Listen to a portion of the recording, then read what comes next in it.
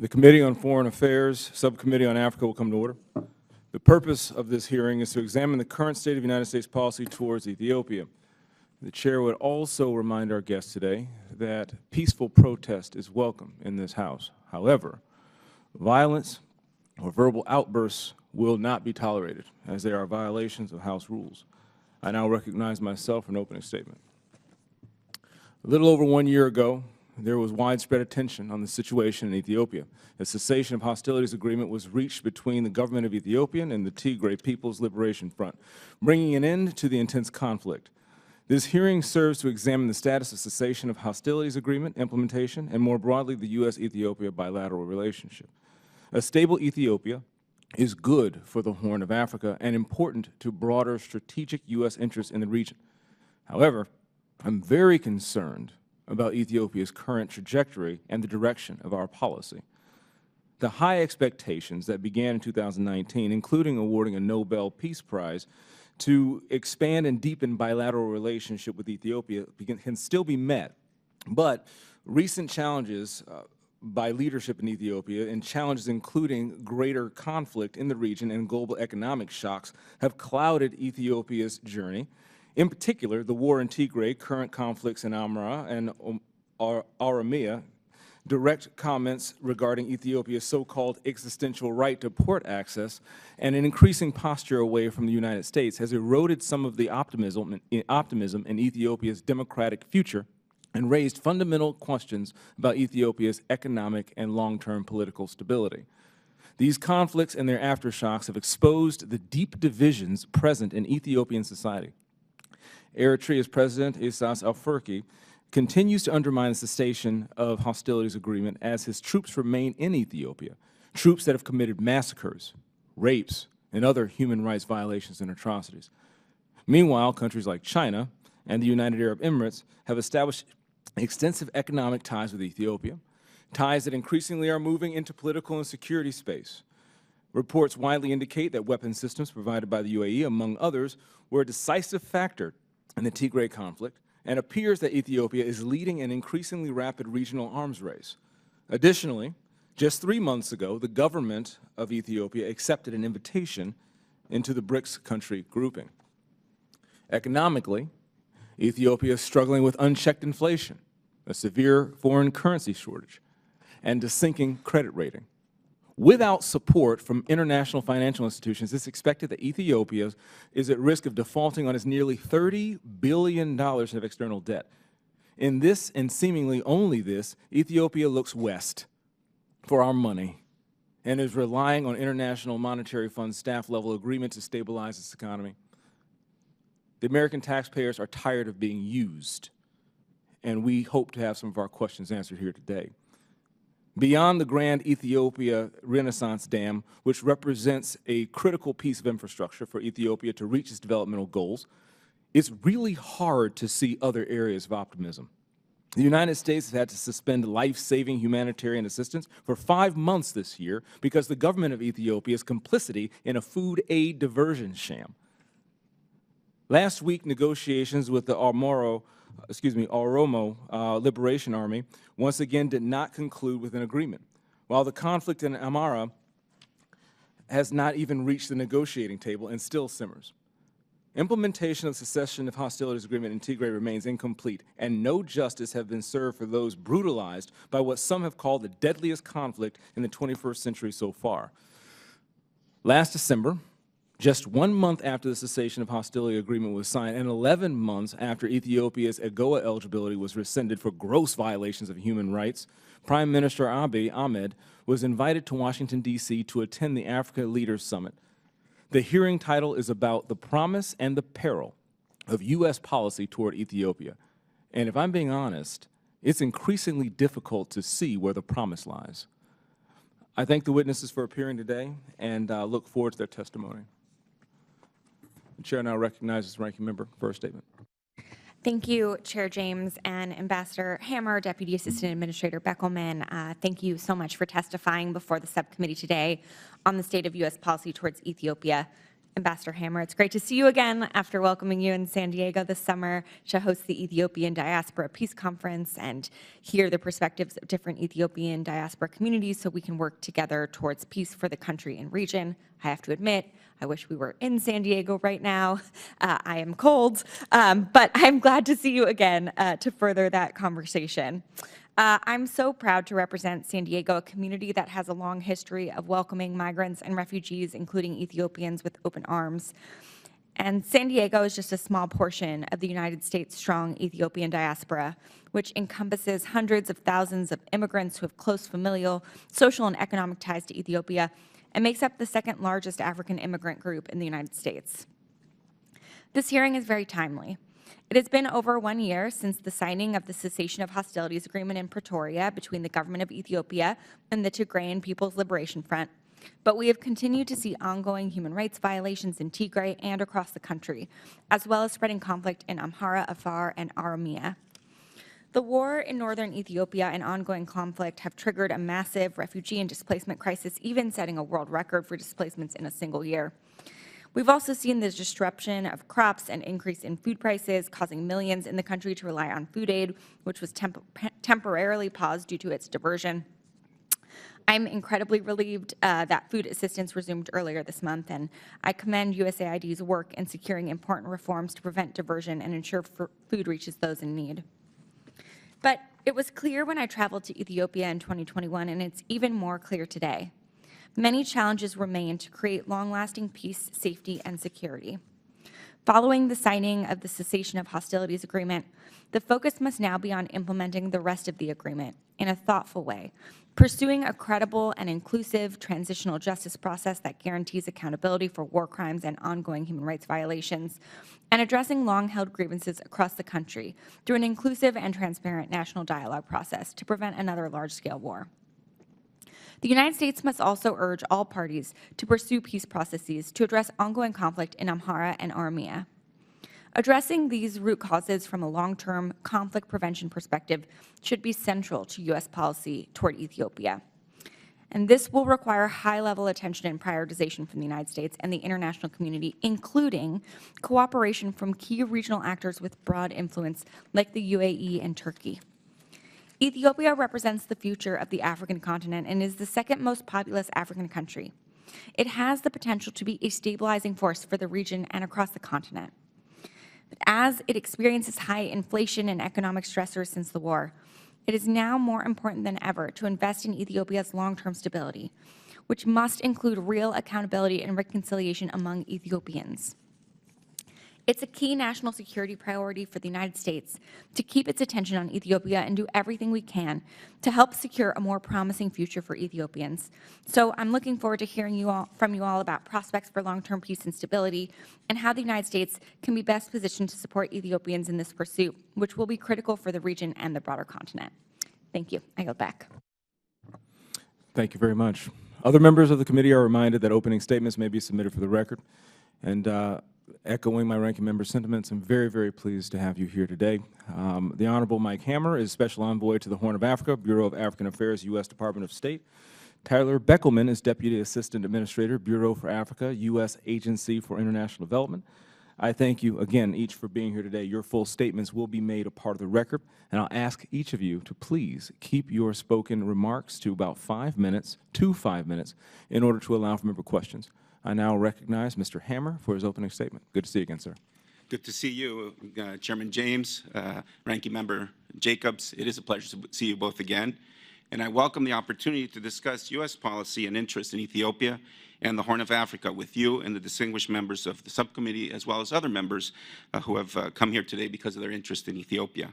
And I also want to recognize the Ethiopian diaspora, which is extremely active and which, of course, cares very deeply about events in Ethiopia. Ethiopia, as you have said, Mr. Chairman, is a strategically important country. The Biden-Harris administration is committed to working to promote peace, democracy, and economic development for the benefit of all Ethiopians, the broader region, as well as the American people.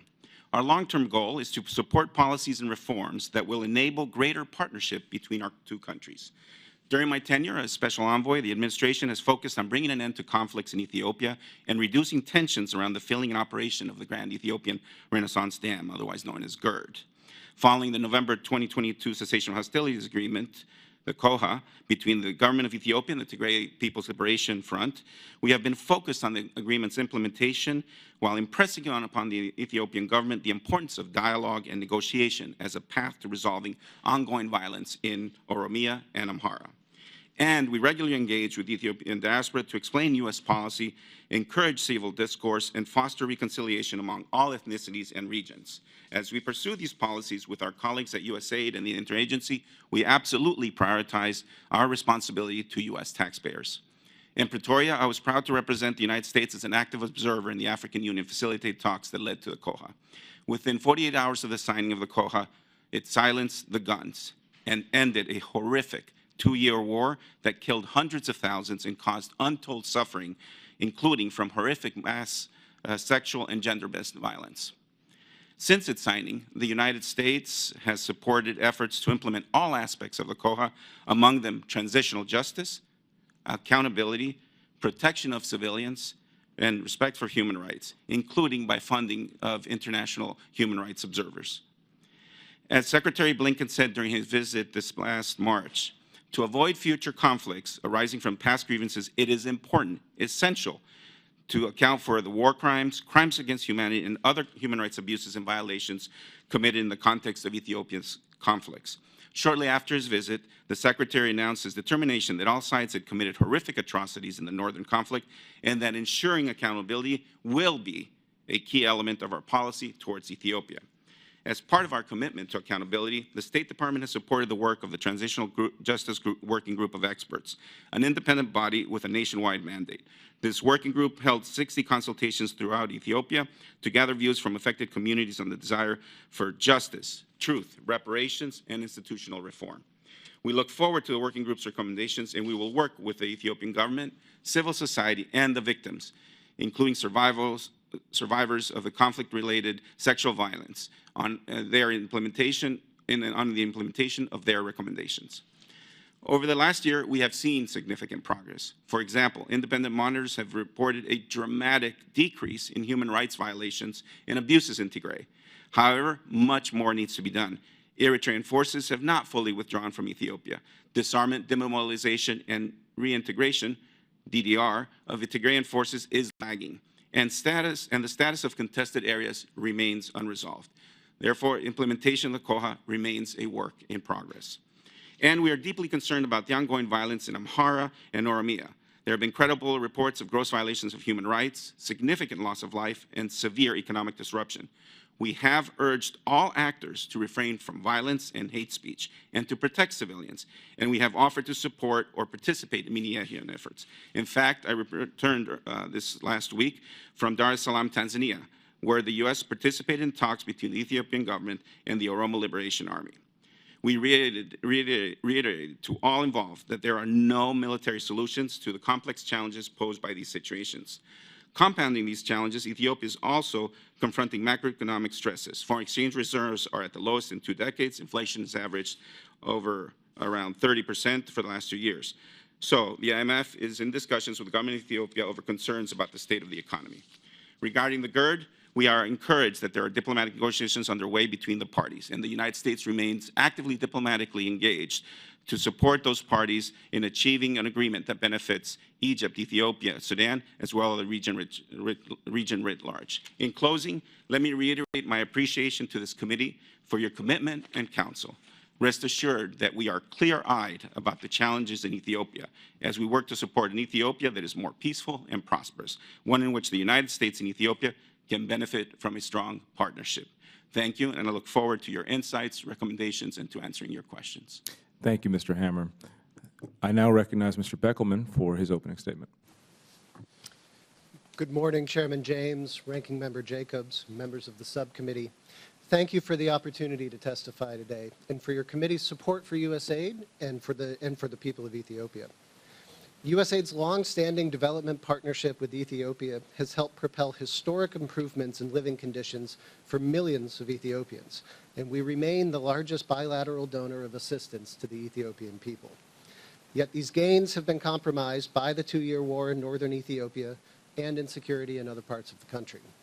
The cessation of hostilities agreement between the government of Ethiopia and the Tigrayan People's Liberation Front brought a much-needed reprieve to the millions of people affected by that terrible war. Yet many of the most critical commitments in this agreement have yet to be fully realized.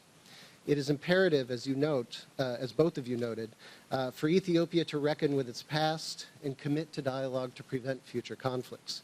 USAID will continue to stand with all Ethiopians wishing to live in dignity, peace, and prosperity. Disarmament, demobilization, and reintegration, or DDR, is one of the most important elements of the COHA. As we see all over the world, DDR requires sustained political will and strong international commitment and financing. USAID plans to focus on the R in DDR, promoting reintegration, resilience, and early recovery for conflict-affected communities, particularly survivors of sexual and gender-based violence. We also plan to support intercommunal dialogue and revitalizing livelihood opportunities that will give demobilized soldiers productive pathways in civilian life. As the ambassador noted, one of the most important provisions in the COHA was the government of Ethiopia's commitment to a comprehensive national transitional justice policy. The government undertook broad public consultations to develop its framework, but has not yet begun implementation. We agree wholeheartedly that it is important to get this right. USAID stands ready to support the implementation of a transparent, victim-centered process that contributes to truth and reconciliation. It's also critical that Ethiopians themselves lead the fight for justice and accountability, which is why USAID supports local civil society organizations that monitor and advocate for these principles. We will continue to support both the National Human Rights Institution and international human rights monitors. USAID plans to increase assistance to local human rights actors and organizations to respond to crisis-related human rights violations and address other ongoing human rights issues. Beyond Tigray, we are of course troubled by the violence and abuses in other parts of the country, including Amhara and Oromia. USAID is supporting locally led initiatives in these locations to de-escalate tensions and will continue to emphasize that the peaceful resolution of conflicts through negotiation and dialogue pays off. Ultimately, Ethiopia's prospects for long-term stability and its tremendous economic potential hinge on whether the country is able to resolve grievances through dialogue and politics rather than violence and suppression. USAID is tracking the national dialogue process closely. It stands ready to support an inclusive, transparent, and broadly accepted process that helps reinforce long-term peace and stability. USAID continues to support civil society and other stakeholders so they can meaningfully engage in this process, and we will continue to consider support to the Dialogue Commission as it facilitates community consultations. Let me briefly turn to a critical issue, which you both alluded to, which is the diversions of humanitarian food aid. In the spring of 2023, USAID identified a coordinated food aid diversion scheme that prompted us to make the very difficult decision to pause food assistance to Ethiopia. This pause was a measure of last resort due to the extreme scale and scope of the diversion that we uncovered. Earlier this month, after the government of Ethiopia agreed to major changes in the food aid distribution system, USAID decided to resume food assistance to vulnerable groups across the country. Key elements of the reforms included ensuring the independent and verifiable management of the entire food aid supply chain and agreements on ensuring full access to warehouse, mills, and distribution sites for regular monitoring and oversight. The government also agreed to the internationally accepted best practice of vulnerability-based targeting with joint identification of beneficiaries and joint approval of beneficiary lists. USAID and the government of Ethiopia will implement a one-year trial period of this process that will be informed by periodic reviews and backed by continuous monitoring and evaluation by our team, our partners, and independent monitors. We are confident that the agreed reforms will reinforce the integrity of the food aid system and help ensure that critical assistance reaches the most vulnerable. We will not hesitate to pause activities again, however, if we continue to see evidence of diversion. So in closing, while we recognize the challenges ahead, USAID remains a committed partner in helping all Ethiopians live in peace, dignity, and prosperity. Thank you for your support of USAID's work in Ethiopia and for the opportunity to appear before you today. I look forward to answering your questions. Thank you, gentlemen, for your opening remarks. I now recognize myself for as much time as I may consume. In October 2023, Abiy publicly argued that Ethiopia landlocked since Eritrea seceded in '93 must acquire a port on the Red Sea to break its population out of a geographic prison, describing it as an existential issue. Further discussion around reopening direct Red Sea access, arguing that his request was based upon historical, geographical, ethnic, economic grounds, indicating that lack of access was a potential source of future conflict. Historical, geographical, ethnic, economic grounds. Does that sound familiar? Russia cultivated closer ties with Ethiopia during the Tigray conflict, which overlapped with its invasion of Ukraine. The more I learn about this, the more I'm growing concerned that the Ethiopian government is not interested in peace and is only interested in the West, the United States in particular, to solve its increasing financial woes. Can you help me parse through this? Number one question, gentlemen, whomever would like to answer first. When I hear a potential source of future conflict, is that a threat from the Ethiopian government? Thank you, Mr. Chairman. We have seen that the comments relating to port access have created concerns, not only for the United States, but also for other countries in the region. But I would also note that the Prime Minister has publicly said that efforts to gain access to a port will be done through commercial, peaceful means. And he has done his bit to provide public and private reassurances. Certainly, the last thing this region needs is another war. And we have been clear that from the perspective of the United States, what needs to happen both in the region and, but most importantly, internally inside Ethiopia, is to address conflicts and violence through peaceful dialogue. And we have demonstrated both through our work with the African Union in achieving the comprehensive, the COHA, as well as the cessation of hostilities agreement, as well as participating more recently in the talks on the OLA, that is our commitment, so that, Mr. Chairman.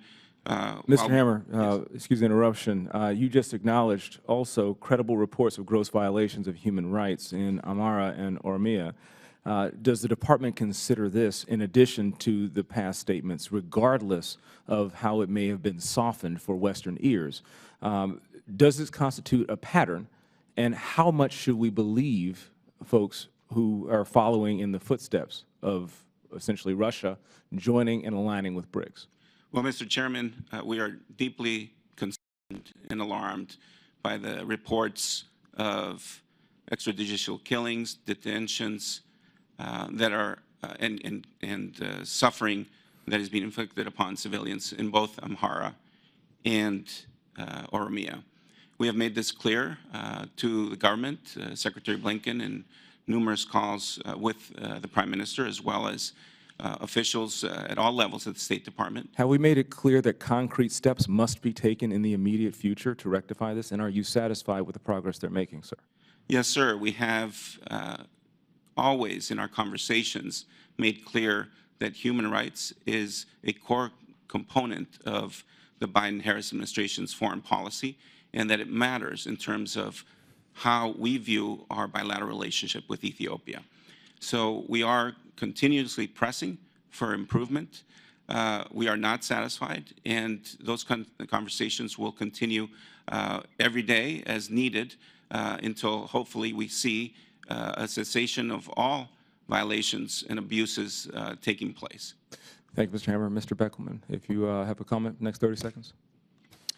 Thank you, Mr. Chairman. Let me just say, just very quickly, that we believe very firmly that it's in our interest, it's in the Ethiopian people's interest, and it's in the world's interest to prevent an economic collapse in Ethiopia and to see the Ethiopian people stand on their 2 feet. That's why we continue to support these processes and continue to support them in a way that we feel is consistent with our values and our interests in Ethiopia.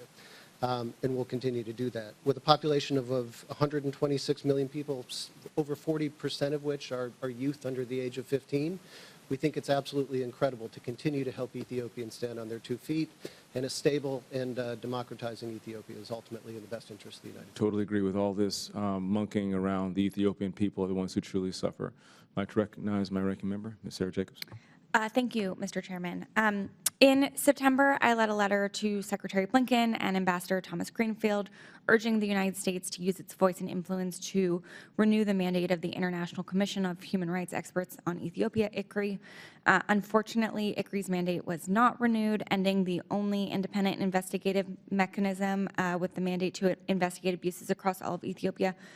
Ambassador Hammer, what specific steps did the U.S. government take in advocating for ICRI's renewal, and what plan is in place to ensure independent human rights monitoring continues?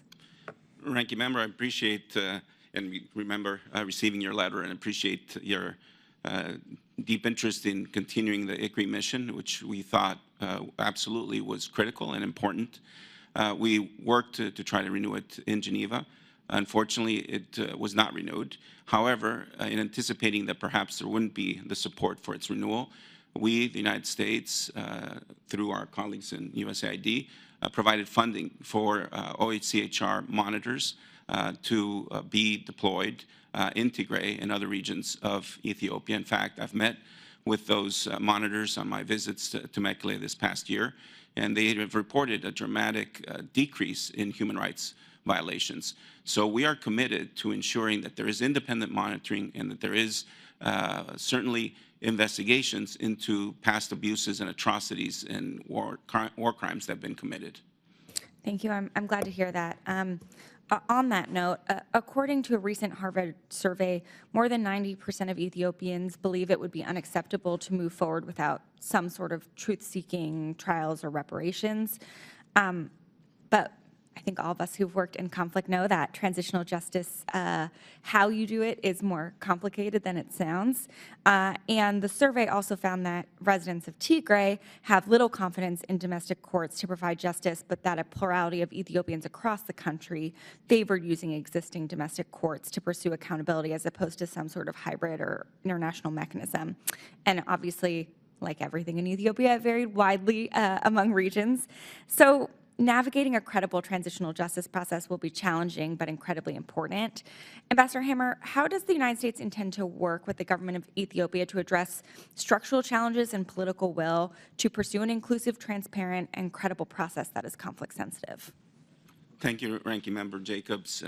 As I mentioned, when Secretary Blinken visited in March, he had direct conversations with the Prime Minister and the senior members of his cabinet, as well as making public the United States' absolute commitment to seeing through what both the government of Ethiopia and the TPLF have committed to in terms of ensuring that there's transitional justice. But transitional justice, as you said, has to also be a national process.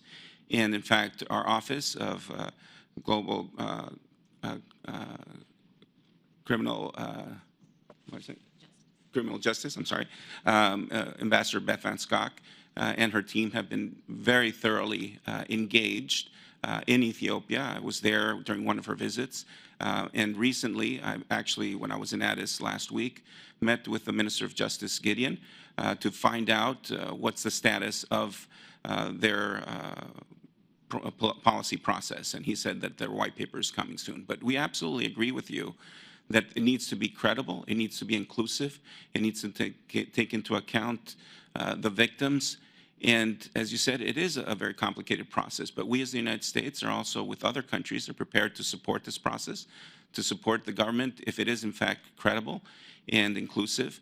And ultimately, it'll be the Ethiopian people that will be there to judge whether it is achieving the desired result. But we all agree that to overcome the historic grievances that have plagued Ethiopia, there absolutely must be a transitional justice system that is responsive to the people, and there needs to be accountability for the gross violations of human rights that have occurred.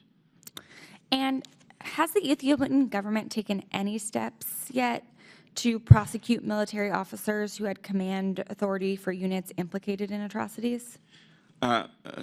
Ranking Member Jacobs, my understanding is that there are efforts underway to prosecute. I'm also advised by our experts that those prosecutions need to be transparent and shouldn't be rushed.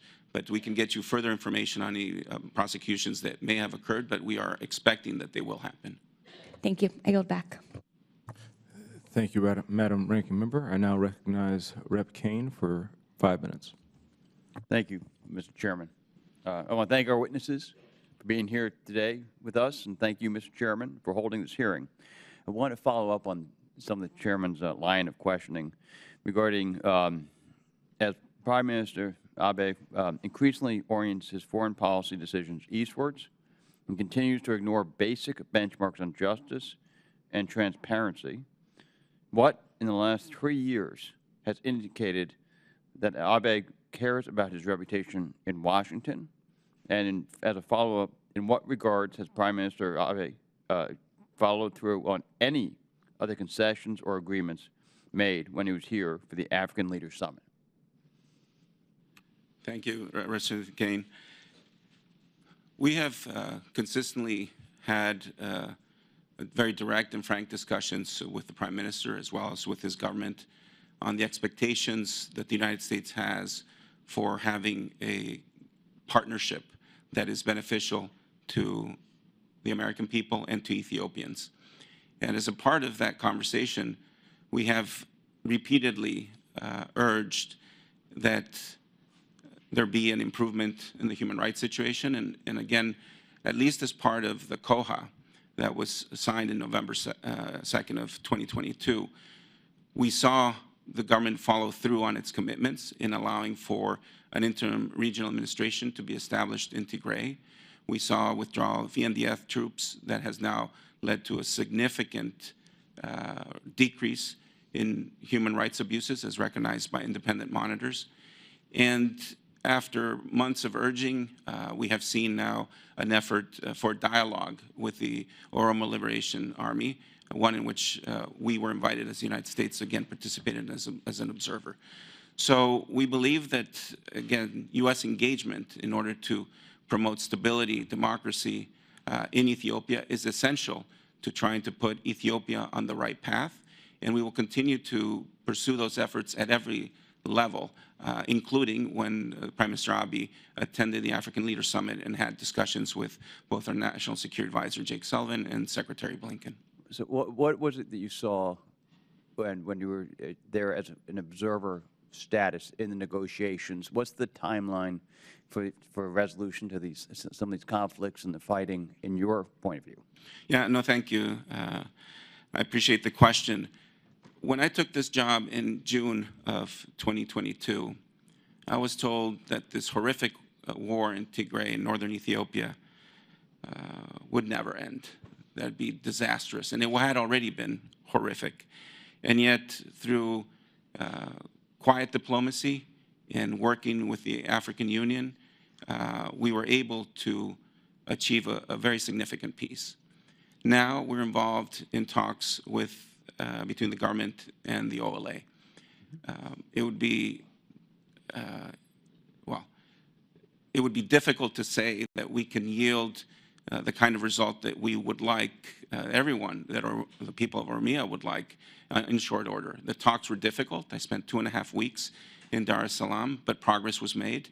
But we are committed to trying to see a peaceful resolution to these conflicts, also in Amhara. If there is an opportunity, we will offer our good offices to help mediate, to help promote a peaceful dialogue. We have been clear repeatedly, there are no military solutions to these complex, difficult, historical issues in Ethiopia. And I'm proud that the administration has made every effort consistently to try to advance peace, and we are committed to continuing these efforts and whenever the opportunity arises. If I may, yes. What do you think are the biggest limitations to negotiations succeeding?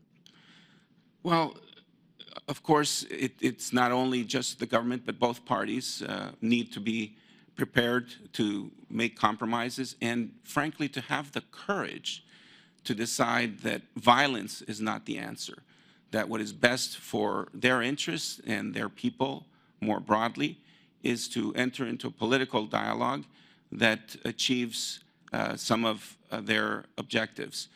We have seen their efforts underway for a national dialogue. which we believe, if it is inclusive and credible, could be a very important step forward for overcoming some of these historic grievances and horrific and terrible ethnic tensions that are currently plaguing Ethiopia. Thank you. My time has run out here. I yield back. Thank you, Mr. Kane. The chair now recognizes Rep. Sherflis McCormick for 5 minutes. Thank you, Mr. Chairman. I, along with my colleagues, are obviously pleased that this month marks 1 year since the cessation of the hostility agreement was signed, bringing an end to the horrific 2-year war in Tigray. During that horrific conflict, hundreds of thousands of Tigrayans were forcibly displaced from western Tigray during the war, in what the State Department determined constituted an ethnic cleansing. My question is a follow-up to Rep. Jacobs. Is there any way the U.S. can assist Ethiopian authorities in prosecuting those responsible for crimes in western Tigray? Thank you, Congresswoman. We appreciate your interest and concern. We share the same concern that those responsible for these war crimes, crimes against humanity, and gross violations of human rights be held accountable.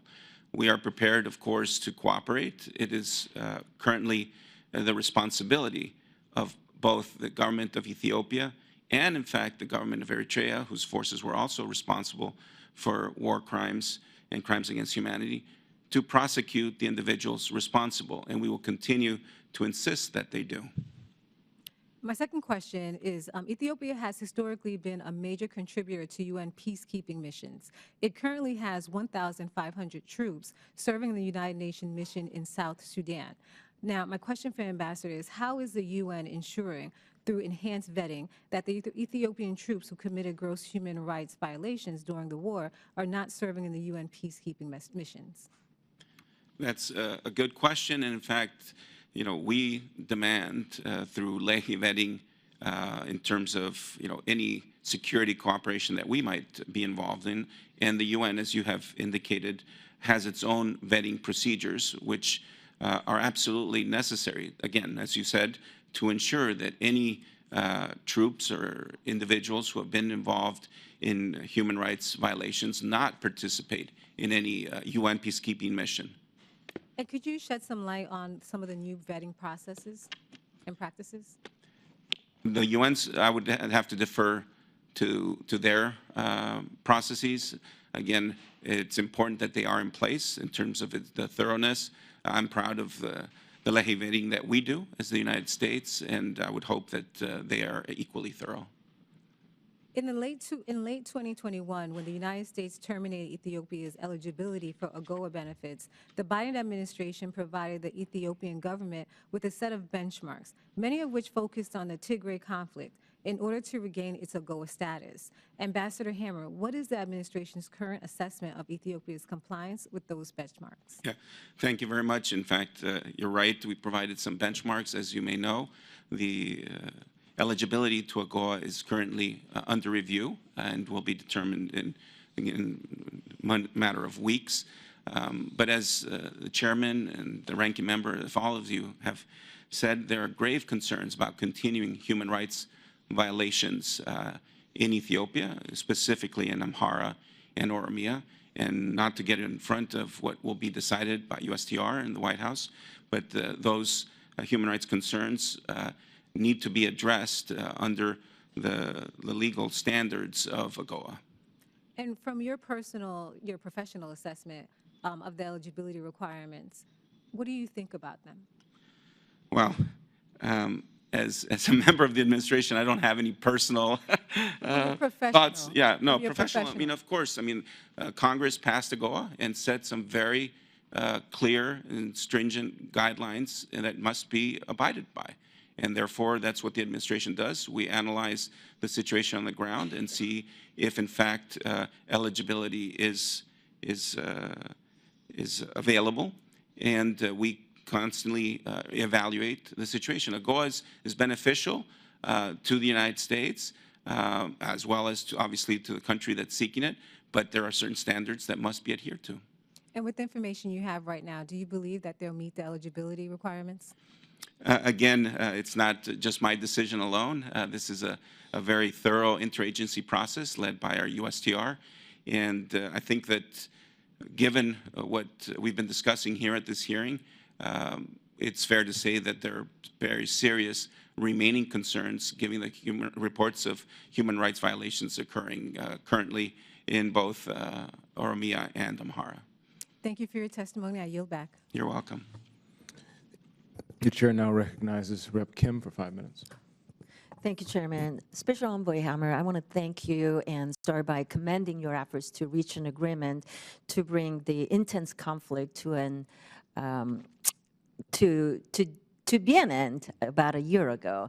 But it's clear that the terms of the agreement have not been fully implemented, and it looks like the timeline for a peaceful resolution of those disputes in line with the Constitution remains still unidentified or undefined. Many human rights groups and experts, including the Simon Saljot Center for the Prevention of Genocide at the U.S. Holocaust Memorial Museum, have been critical of the transitional justice process being conducted by the Ethiopian government. However, despite the skepticism, the State Department appears to be giving credence to this government-run process. So I want to ask you, who is the senior-most individual in the government of Ethiopia or among the Tigrayan political establishment to be held accountable for the human rights violations? Thank you, Representative Kim. The process is ongoing. I know that we are impatient in terms of wanting to see that justice be done and that individuals be held accountable. I can assure you again at all levels of our government, with the Ethiopian government and those responsible for developing their transitional justice process and ensuring that there's accountability, that we continue to press to make sure that it is a process in terms of transitional justice that is inclusive and that will be Envoy, does the Ethiopia's interministerial level task force still exist?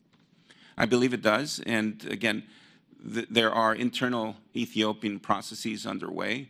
We provide advice and support to try to ensure, again, that it'll be a credible, inclusive transitional justice. Does that task force have jurisdiction over the Ministry of Defense?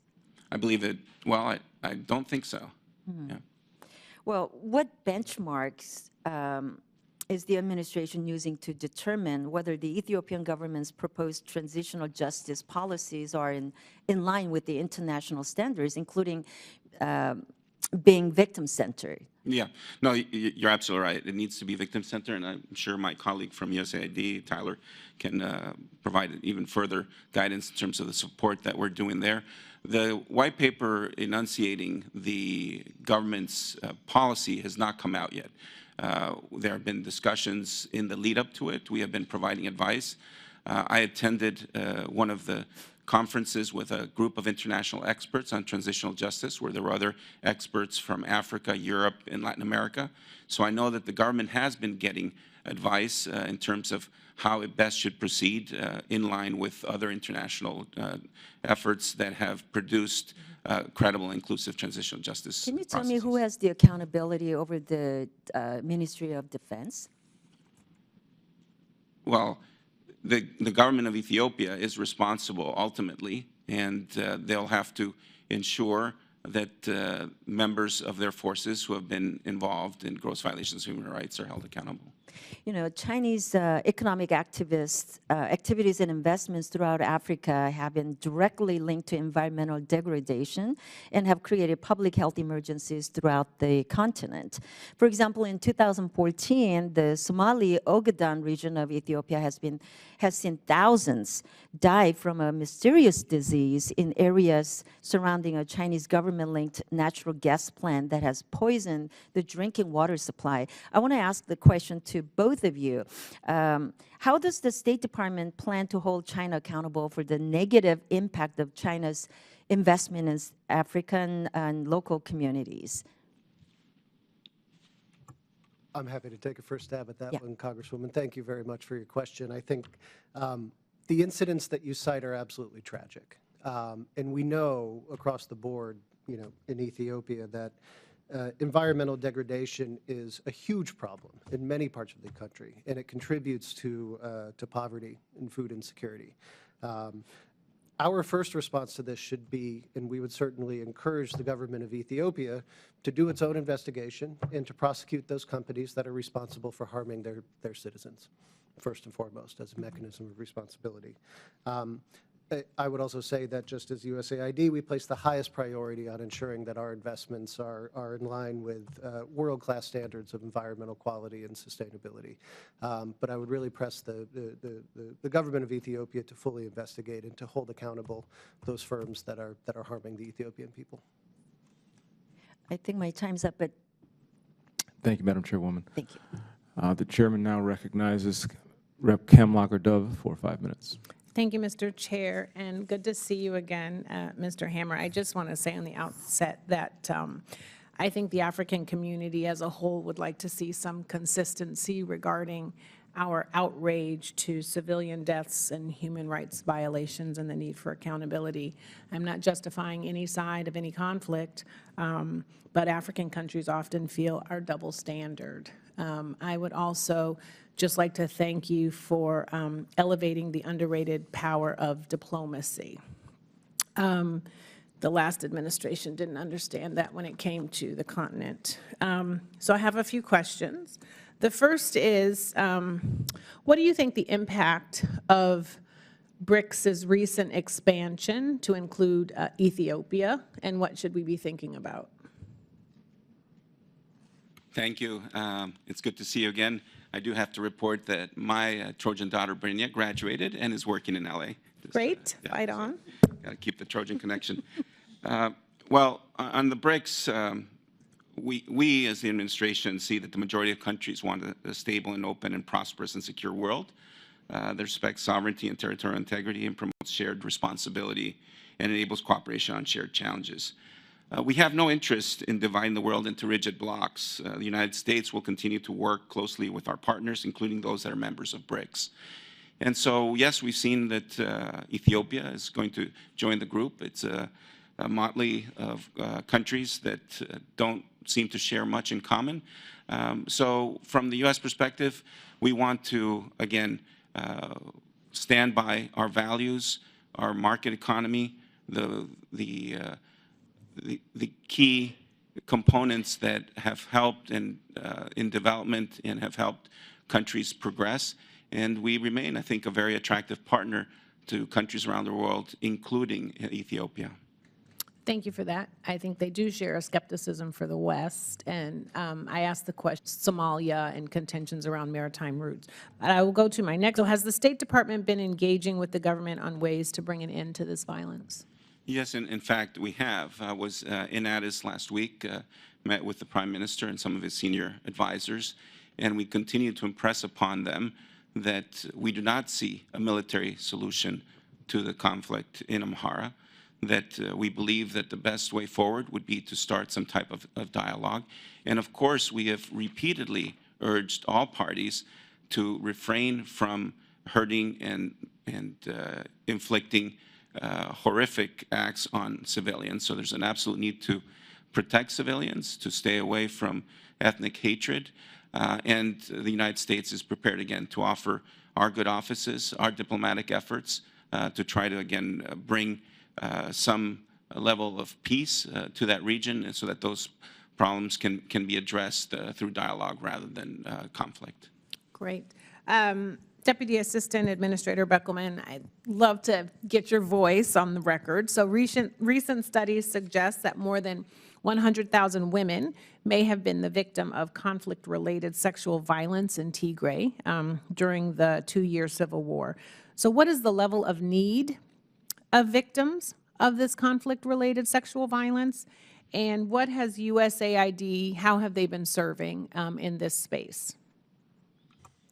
Thank you, Congressman, for that question. Let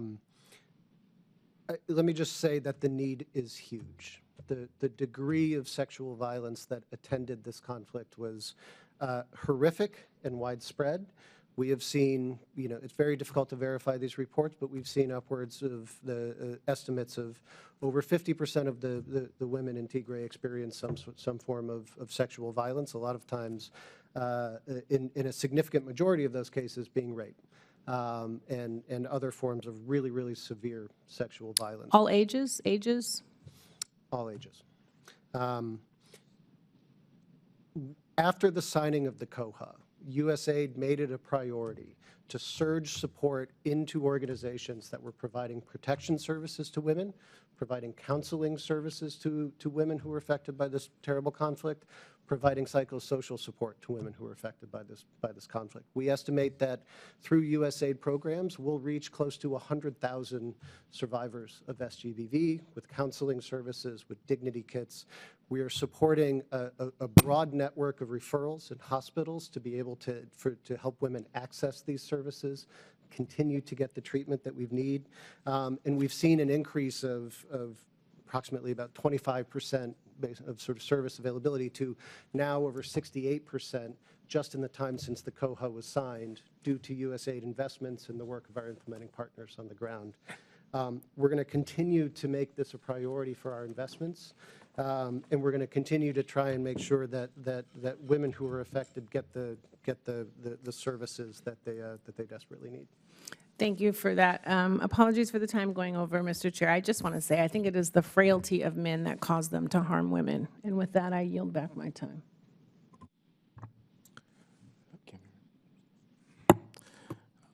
Thank you. I'd like to come back to a question that I don't believe was answered. Ambassador Hammer, if you could state for me clearly, you acknowledged credible reports of gross violations of human rights in Amhara and Oromia. Does the department consider that a pattern? Yes or no? Thank you, Mr. Chairman. As of yet, we do not, but we are constantly reviewing the facts on the ground, and we know the implications of making such an assessment and determination in terms of whether it's a consistent pattern or pattern of gross violations of human rights. Thank you. I now recognize Rep. Crow for 5 minutes. Thank you, Chairman. I represent a diverse district in Colorado with a vibrant Ethiopian diaspora community. For this community, these challenges that we're discussing today are tangible, lived reality. They have loved ones who have been affected by conflict, killed, displaced, and extreme economic stressors, by droughts and floods, and by ongoing challenges that have shaped and distorted their way of life over many years. I meet with these communities to hear about their concerns, and I appreciate the opportunity to discuss a few of them today. So first, in signing the cessation of hostilities agreement, federal officials committed to restoring basic services and expediting aid. But I still hear from constituents about their inability to access basic necessities. To Deputy Assistant Administrator Bkielman, how has the U.S. pushed the Ethiopian government on the issue of addressing outstanding access issues in Tigray? And can you speak to the Ethiopian government, how they've taken steps to abide by the cessation agreement and make improvements? And also, similarly, along the same vein, I've heard a lot of concerns about human rights violations and civilian harm in Amhara as well, and a lot of issues there. So a state of emergency and other limitations have reduced access to the area and make it very difficult to understand what is occurring on the ground in real time. So to Ambassador Hammer, how is the United States monitoring reported violations and engaging with the Ethiopian government to pursue a peaceful resolution in the Amhara region as well? Thank you, Congressman, very much for your question. Let me just say the access picture for humanitarian organizations, USAID partners, and others is still decidedly mixed. We saw after the COHA a tremendous increase in access to parts of Tigray that silenced the guns, and we took full advantage of those opportunities to surge our assistance and services into those locations. In other places, access continues to sort of track around the areas that are experiencing insecurity. So in parts of Amhara and Oromia now, it is still very difficult and very dangerous for humanitarians to work there. They continue to face persistent threats on the ground, and they continue to have to make day-to-day decisions about their security and their ability to deliver services in those locations. We continue to insist and continue to push for full access across the board for all of our implementing partners. But really, you know, there's still a lot more work that needs to be done, and it still remains a very dangerous place for humanitarian service providers. Ambassador? Yeah, thank you very much. I appreciate your interest. I have engaged with Tigrayan diaspora in Denver directly, so I know of their passion and their concern for their loved ones in Tigray, as well as the diaspora writ large, some of the members who are here representing the Amhara community, and of course, Oromo and all the others. We, as the United States, care about all Ethiopians and certainly will denounce violations of human rights against any individual, irrespective of ethnicity.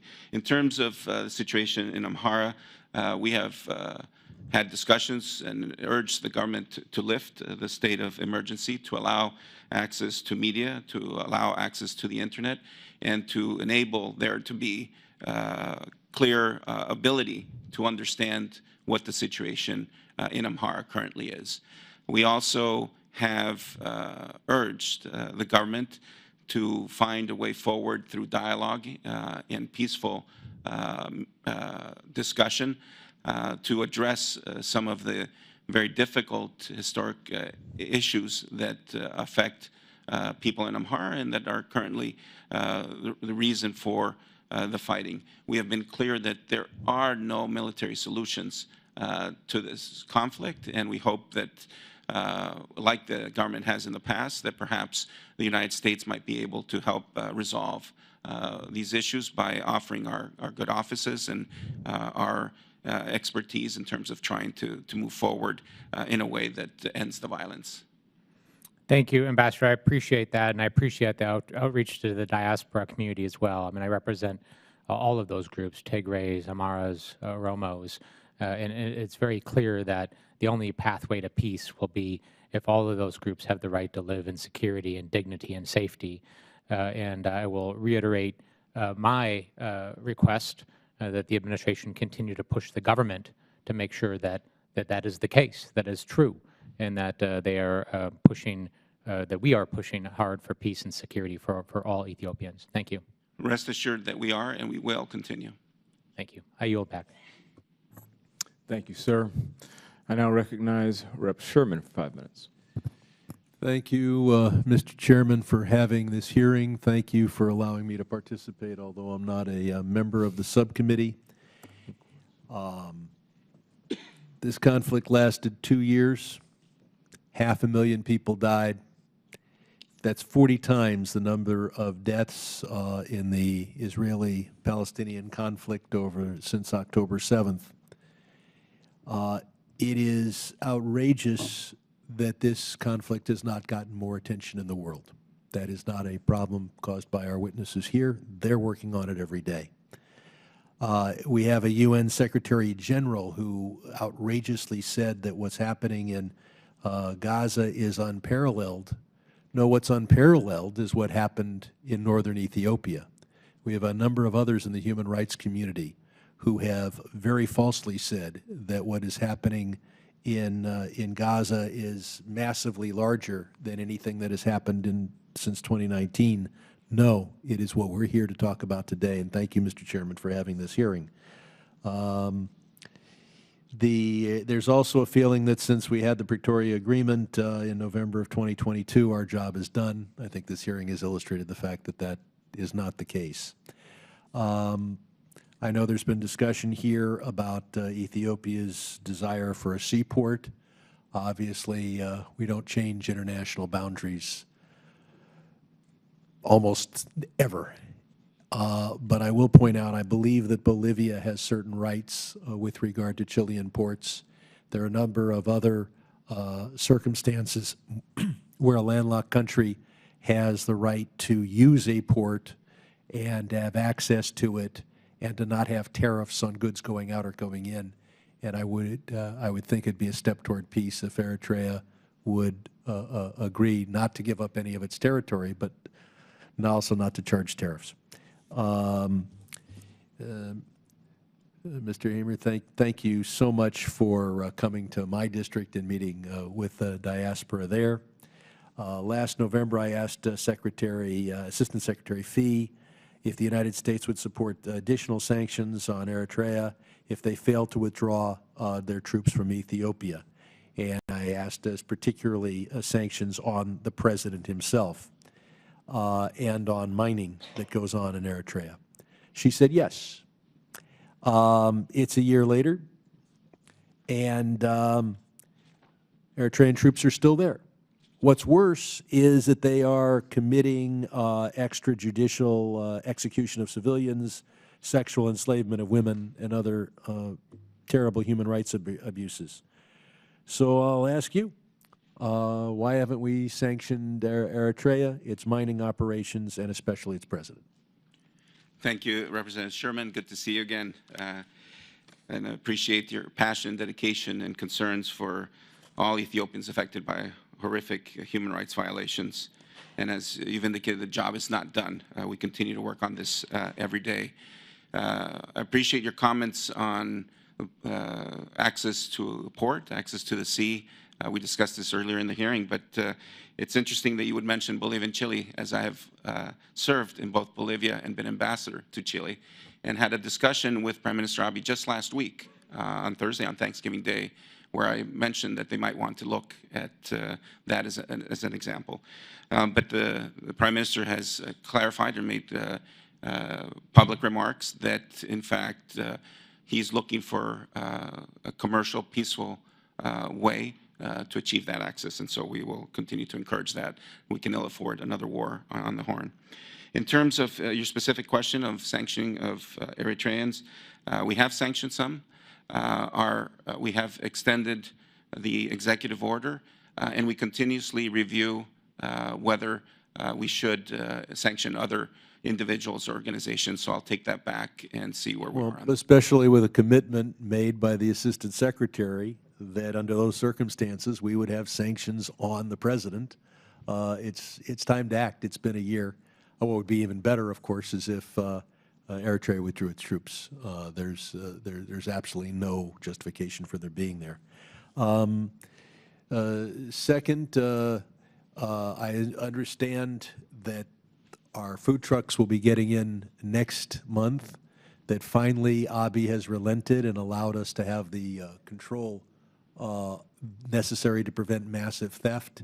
And I'll ask the witness from USAID, are we going to be sending enough in, not only to deal with those in refugee camps, but all the very hungry people in northern Ethiopia? Thank you, Congressman Sherman. We're going to do our best on this. Do we have sufficient funds and trucks and logistics to get the job done? We have, we're confident in the logistics chain that we're doing it. We're confident in our partners' ability to deliver, and with the very generous support of Congress, we greatly appreciate. We think we're in a good place to continue to make a difference in the lives of the Ethiopians. People are hungry. Thank you, Mr. Chairman. I now recognize Ranking Member Jacobs for as much time as she may consume. Thank you. So many more questions for you guys. The UAE and Turkey have both sent sizable arms shipments to and engaged in significant military cooperation with Ethiopia during the 2-year civil war. Given the significant relationship the United States has with these two countries and the seemingly few consequences these two countries have seemed to face for this involvement, did the U.S. government ever urge either government to cease its material support to Ethiopia during the war? What was the response? If not, why? How have we prioritized our policy objectives in Ethiopia with these two countries when we're dealing with them at the highest diplomatic levels? Thank you, Ranking Member Jacobs. One of the first trips I made out to the region included a stop in Abu Dhabi, and I've had also separate discussions with the Turkey officials, as have more senior members of our government. expressing concern about the provision of drones to the government of Ethiopia during the conflict. Rest assured, we raised those concerns. We made clear that it was only making matters worse. And fortunately, we were able to bring an end to that conflict through the COHA. But we did, in fact, during the conflict, make it clear that it was only fueling more suffering, and that we had hoped that they would desist. And have they faced any repercussions for their involvement in the conflict vis-a-vis their relationship with us? We have very broad and complex relationships with both of those countries, and I would defer to others who handle those relationships. But again, we have very frank and direct conversations with our partners, our allies, and others, making U.S. views very clearly known. Thank you. So the humanitarian needs in Ethiopia remain high. We've talked about them a bit already. They continue to be triggered by the combined effects of climate events, conflicts, intercommunal violence, disease outbreaks. According to OCHA, only 33% of the funds required to address these needs have been met. Deputy Assistant Administrator Bickelman, what is the U.S. doing to urge the international community and key regional partners to scale up humanitarian assistance in Ethiopia and address challenges to humanitarian operations in the region? Congresswoman, that's a fantastic question. We very much appreciate it. I think if you look globally, sadly, because of so many crises around the world, humanitarian needs are going up everywhere. And so we continue to recognize USAID is by far the largest donor in Ethiopia, but we cannot do it alone. And we continue to emphasize to all of our partners in regular donor dialogues on the ground in Ethiopia with our mission in Addis and in other places the need for others to step in and to help. We're also very focused on ensuring that we're not just providing relief and assistance, but we're helping people recover and stand on their own and graduate from humanitarian assistance and be able to provide for themselves. That's why, with the very generous support of Congress through previous supplementals, we've also invested heavily in resilience and recovery activities that we hope will make a difference in helping reduce long-term needs in Ethiopia. Thank you. Thank you. And then my last question, because I know some of my colleagues have some more questions for you as well. One of the key grievances that needs to be addressed in Ethiopia is corruption, including at the regional state level. We've been hearing from various diaspora communities about their concerns on this issue in particular. So if both of you could talk to what we're doing to support anti-corruption efforts across the country, including not just at the national level, but also within regional governments. Thank you again. Great question. I think as I mentioned in my opening statement, one of the key elements of our support is to support and empower Ethiopians who are leading the charge on addressing those issues. So we continue to expand and look to continue to partner with support to local civil society organizations throughout Ethiopia who are playing an absolutely critical role in exposing corruption and providing that sort of popular check on those types of abuses. And we're proud to continue that support and as one of the key elements of our program and portfolio there. Yeah, I would just add that give great credit to my colleagues in USAID that uncovered this massive aid diversion, denying the people who needed much needed food assistance. And that's part of the effort of fighting corruption. In fact, we're using that to demonstrate to the government that it needs to do more and that we are prepared, of course, to fight corruption and to support efforts. But again, USAID's work in this field has been tremendous, and we will continue to expand it. I'm sure there are programs that our colleagues in the INL Bureau are also involved in to support anti-corruption efforts. That's great. And, I think sometimes we forget that anti-corruption is both a programmatic focus, but needs to be addressed at a diplomatic level as well. So I appreciate you all working together. Mr. Chairman, I yield back. Thank you, Madam Ranking Member. I now recognize Rep. Sherman for 5 minutes.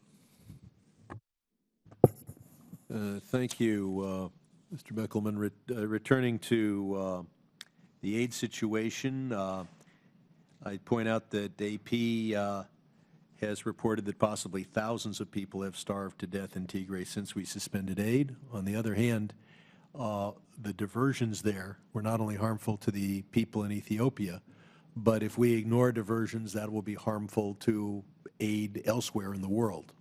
So I understand what you've done up until now. Some reporting suggests that USAID is only restoring aid to those who are refugees in Ethiopia. Can you clarify that we'll be providing food to other and medicine to other needy people in northern Ethiopia? I can, Congressman. Thank you for that question. We did announce that we have resumed after we reached agreement with the government of Ethiopia on the implementation of reforms, that we would resume food assistance deliveries to the entire country, including conflict-affected IDPs in northern Ethiopia. I would also just note that a lot of focus has been placed on the pause in food aid, but throughout, the period of that pause, food aid is just one component of the overall sort of suite of humanitarian activities that we provide to the people, that we help provide to the people of Ethiopia, in things like, supplementary and nutritional feeding for malnourished children and children under 5 continued throughout the period of pause. Thank you. Looking at the internally displaced persons, 1.8 million have been displaced. They've been ethnically cleansed from western Tigray by Amhara forces. The question is, what will we do to accomplish 2 goals? First, to let people go back to their homes, and then second, to make sure that we resolve the issue of western Tigray. The Pretoria Agreement says that that's supposed to be according to constitutional means. Constitution seems to say you go with a referendum, but nothing's more phony than a referendum after an ethnic cleansing. So Ambassador, can we do with AGOA and the IMF to press Ethiopia to allow Tigrayans to return to western Tigray, and to make sure that a resolution occurs that isn't a phony referendum? Thank you very much for the question. As you probably know, I have visited Mekele, I've visited an IDP camp, and I've seen the horrific circumstances under which those Tigrayans are living, and their urgent need to return back to their homes. As you accurately pointed out, in the Cessation Hostilities Agreement, it is meant that the disputed areas be resolved within the Constitution, as well as through political dialogue, and that is ongoing. We're all impatient. We all recognize the urgent need for internally displaced people to be able to return to their homes and live in security. We are continuously assured that security will come to western Tigray. If I can interrupt, Yes. We've had all these people displaced from western Tigray. Have other people from outside western Tigray moved in, or is land lying fallow? What is happening in western Tigray?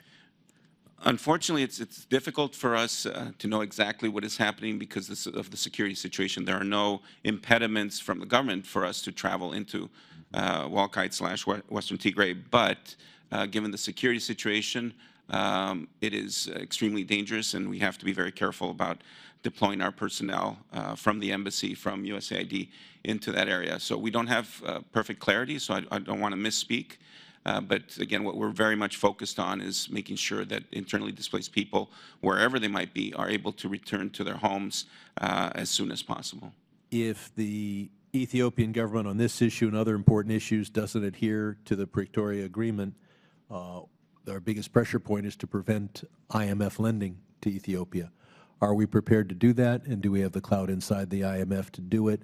Not with the goal of permanently preventing the IMF lending, but with the goal of getting Ethiopia to adhere to the agreement.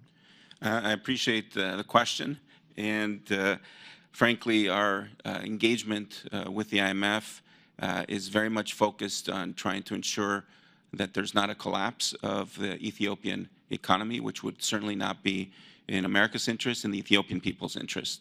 and the engagement of the IMF, and I'll defer, of course, to my Treasury colleagues, is important to try to bring about the economic reforms, privatization that will help all Ethiopians. I would hope that in addition to those reforms, that a resolution on Western Tigray and the implementation of the Pretoria Agreement is at the very highest level, that major IMF loans are not approved until we get Ethiopia on the right track there. And we're dealing with a government that interrupted USAID, first allowed the theft, and then second interrupted the aid by not allowing us until, I guess, next month to have the kind of controls that we have elsewhere in the world. So this is a government that needs your pressure, and I'm sure you'll do it. It's a difficult job. I'm glad we have you there doing it. With that, I can agree. Thank you. Thank you. So at this time, we're going to conclude, and we conclude with my thanks and gratitude from this subcommittee.